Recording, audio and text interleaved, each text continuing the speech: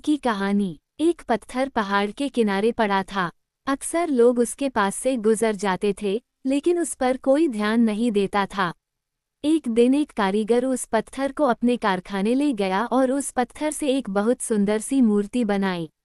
अब वो एक पत्थर नहीं, एक सुंदर सी भगवान की मूर्ति बन चुका था।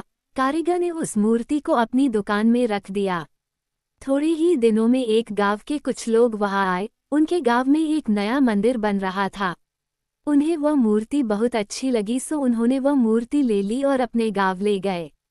गांव में पहाड़ पर नए मंदिर में उस मूर्ति की प्राण प्रतिष्ठा कर स्थापना की गई। गांव वाले लोगों के साथ साथ वह मूर्ति भी बहुत खुश थी। अब गांव के लोग अक्सर मंदिर जाते और प्रार्थना करते। धीरे धीरे उस मंदिर की आस्था बने लगी और मन्नतें पूरी होने पर कोई भंडारा करवाते तो कोई भजन करवाते। कुछ ही सालों में वहां हजारों में लोग आने लगे। ये सब देख उस मूर्ति में घमंड आ गया। उसे लगा, सभी लोग मेरे आगे झुकते हैं, मैं ही इन सब का कल्याण कर रहा हूँ, मैं ही असली का भगवान हूँ।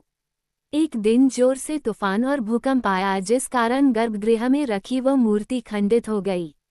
लेकिन आश्चर्य की बात थी कि मंदिर को कुछ भी नुकसान नहीं हुआ।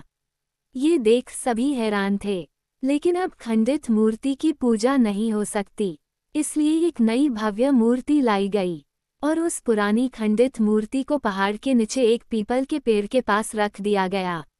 अब लोग उस खंडित मूर्ति के पास से निकल जाते, लेकिन उस पर कोई ध्यान नहीं देता। ये सब देखकर उस पत्थर की मूर्ति को समझ नहीं आ रहा था ये क्या हो रहा है।